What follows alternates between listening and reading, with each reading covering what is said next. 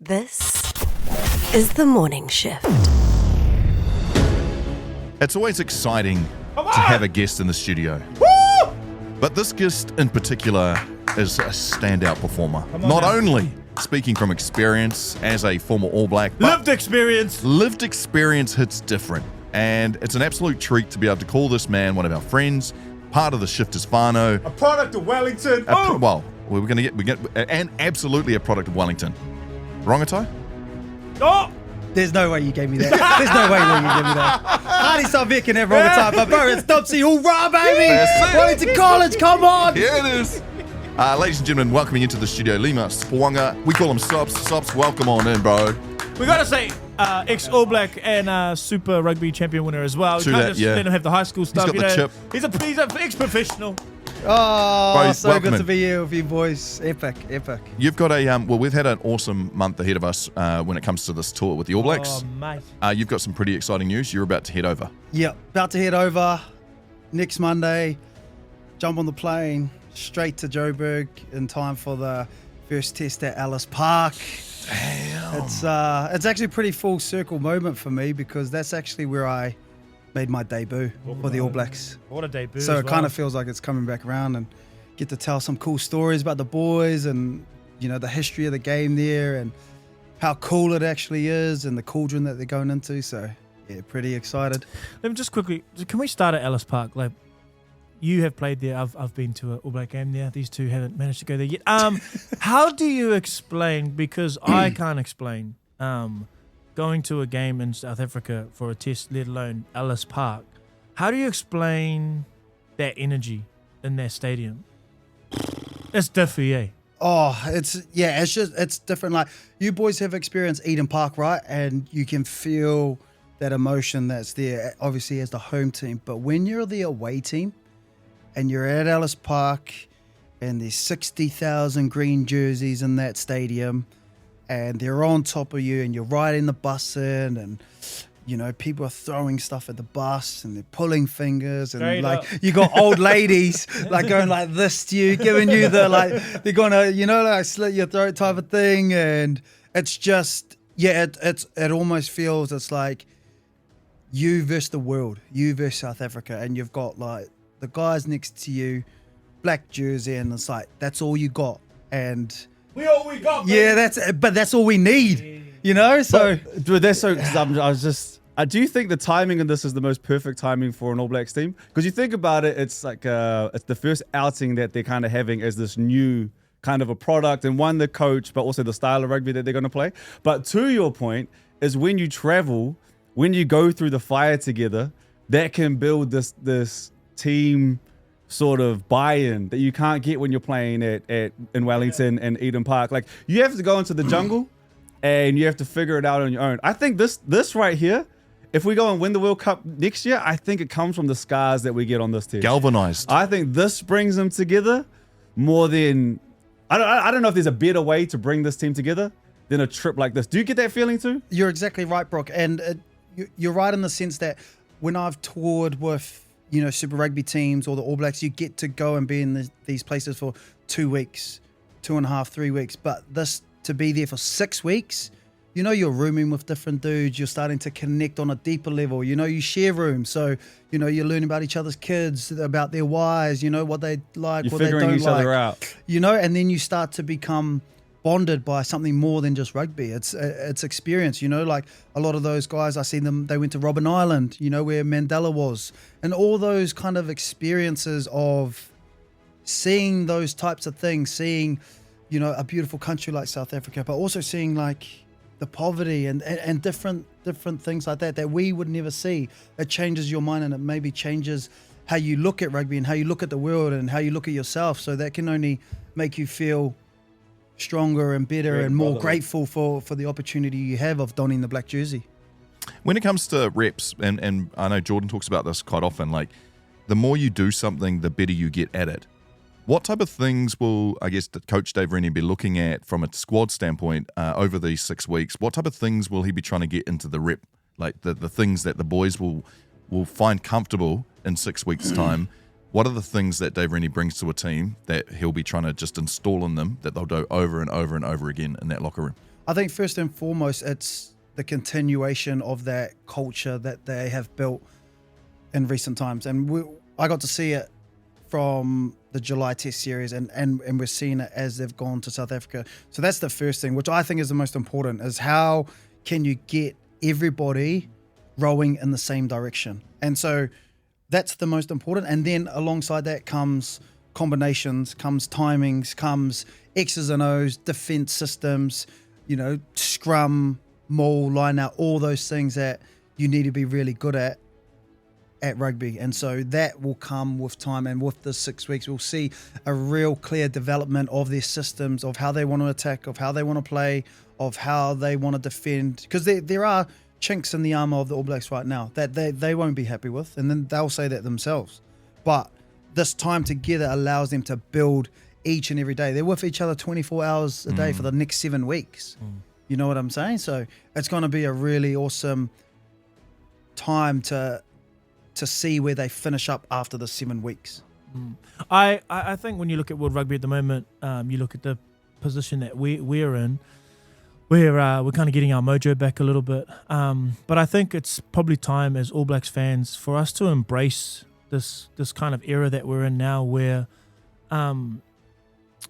we get to be the team that proves something. We're not that team of old where it's clockwork. When Mata's going to touch down, when our wingers are going to, Richie's going to get us that those teams between 2011, 15, all of that, those World Cup teams. There was even a point as a fan where you almost willed the world to get better and just kind of be a, that? I kind of remember that. Remember those and then it times? happened and I was like, oh, can we go back to those times? But I think for me as a fan, it's such what a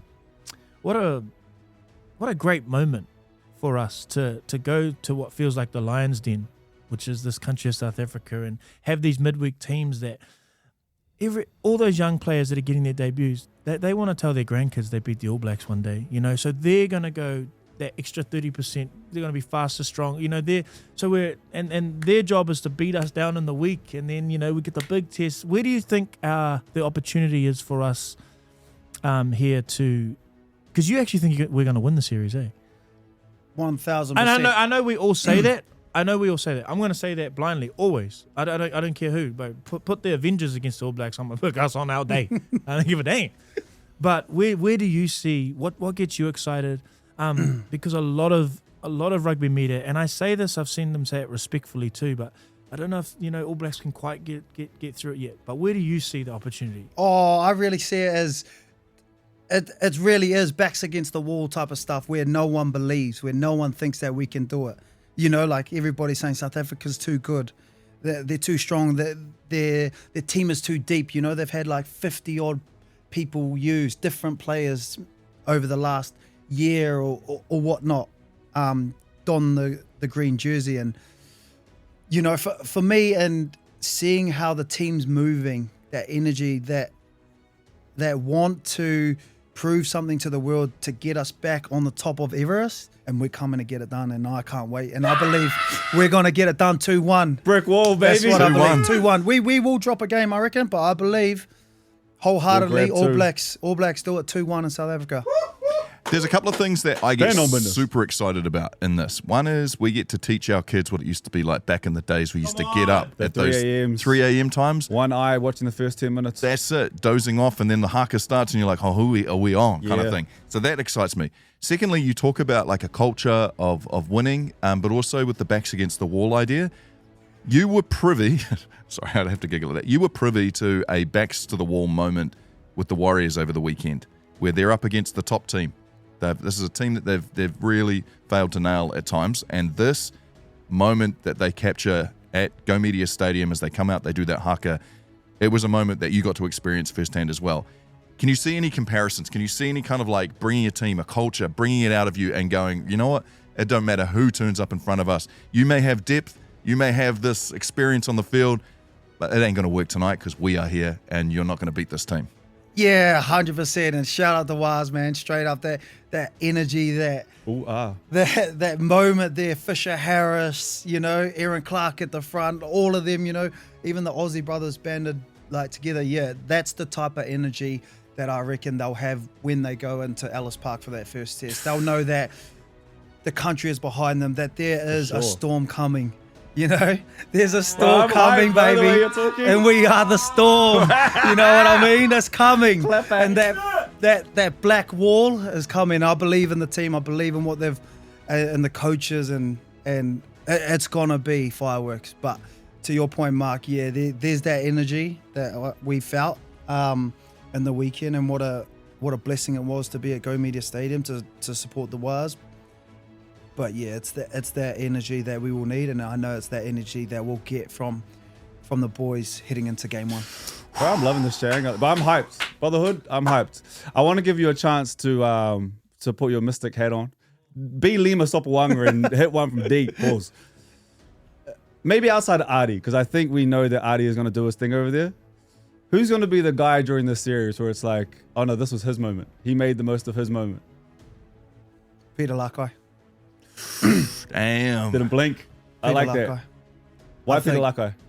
Oh, he's just kind of like, Building nicely. yeah, it's just like a silent assassin, you know. And he seems to just go about his business, but I reckon he announces himself to, like, not that he hasn't already, but you know, I think he has Statement. a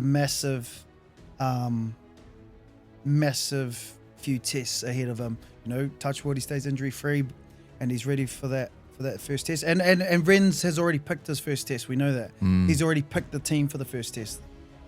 Yeah, What do you they're- see? What like yeah. he's? I just sorry to go a little deeper onto Peter Lakai.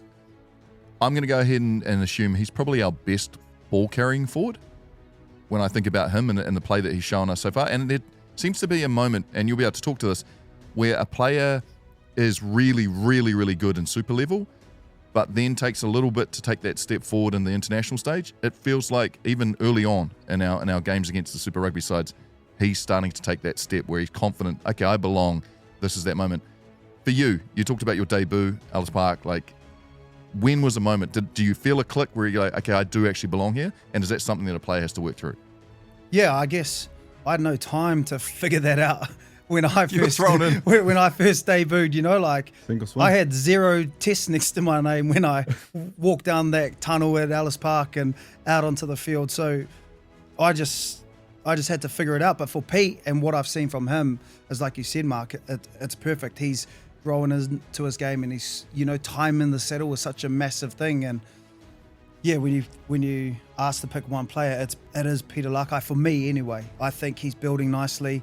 He's athletic as hell. He's gifted. He's physical. Gets over the ball, and I think he'll be one of those players when the moment presents himself and the game is in the balance and he gets that one-on-one. He's going to drop that hammer and he's going to make a break and he's going to set something up real nice. I love that. Before you go, considering I'll put you on the spot here. Considering Renz has already picked his test squad, how close can you get it? Who is your first test against South Africa? Springboks. I think, 1 to 15. Okay, I'll start with the backs because that's always the easiest for me. Yes. 9, Roygard. Yes. 10, Love. Yes. Geordie Barrett, 12. Yes. Tupaia, 13. Yes. Now where you Woo! Now where you going? Will Jordan, wing. Caleb Clark, wing. D-Mac at the back. Yep. Forward pack. Do you think we'll ever see Barrett at 15 in this series? Yeah, potentially. Potentially. Geordie Barrett, I mean. Yeah, all depends how that aerial battle goes. Because, like, what we saw 80 kicks from the Springbok. I saw that. I just Springbok. boring. Nah. Boring. You're gonna kick us to death. So, you know, there's that. And then I'll work my way back. So, loose trio, I'm going Jacobson, Artie, Peter. Peter, yes. Locks, this is... Yeah. I think the Flying Dutchman comes in. Yeah, I Yes, think Fabian. Fabian gets it, eh? I think so. Like, he was like a duck to water. Like, he's been out 6 I months know. and he just, like, slotted straight back in their engine. So I think it's him and Tupolvai. And then Which is probably our most versatile player. Yeah. He's everywhere and anywhere. I think, and then you probably have someone like Paddy on the bench because he's such Yeah. a big and experienced. Or you go the other way. I don't know. But maybe Tupolvai. And then props. Well, hooker, I think you lean on the experience of Cody Taylor. Yeah. props, man. Now you're really testing me. This is quite hard. I think maybe you go. Who did you say? Ethan? Oh yeah, Gruder. I'll get Gruder at the loose, and tight head we have. Oh, bro, I need to look at the names. Hey, it's quite hard. Hey, who's our tight head? Pick like a true back in first five. Yeah, no, I know. Give me the ball. This is hard, man. This is hard. Like, you got to pick your right. Bro, if you got no scrum, you got no rugby game. So, bro, and to be honest. This guy's getting sent to cover the team. He's got the names. Bro, did you not hear Artie in his life? He didn't know who a loose head and tight head was. Bro, give me those tight props, Matua. Under the bus. Bro, this guy, 4 weeks in South Africa, they reckon? Nah, bro, your tight head is the most important. Second highest paid player in the team. Matua, Mark, help me out here. I need them tight heads, bro. Yeah, I'm looking through now. Just I've gone on the website. So we've got Ethan de Groot, George Bauer. Okay, they're loose heads. Xavier Numia. No, he's a hooker. Ollie Norris. He's Tyrell a loose head. Lomax. Oh yeah, Tyrell Lomax. Fletcher Newell. See? Tyrell And Lomax. Saucy. What? Oh, sorry. Wait. No, that's all right. Wait, can you cut that? Cut that. Wait, you better edit that. Bro, Next. This guy. Next Hendo. Edit that. She's swearing. Hey, I'm rattled. I'm absolutely rattled. Bro. Hey, it's all right. I thought you said something else. Sorry, I didn't hear that. Xavier Numia, my bad, bro. My battles. Bro, I'm actually rattled. But yeah, Tyrell Lomax. Cool. I reckon you might be spot on. That sounds like the strongest team. All right, if I am, me, give me my flowers. No, we got you. We'll edit it to match it. Actually, after the savoury name, and we'll just cut it. Hey, well, up babies! It's us versus the world, baby. It's poo. This is the shift. The shift. Go home, ladies and gentlemen. Let's go home. The morning shift. I'm gonna make him an offer again with you. The shift. I love you. This is the shift.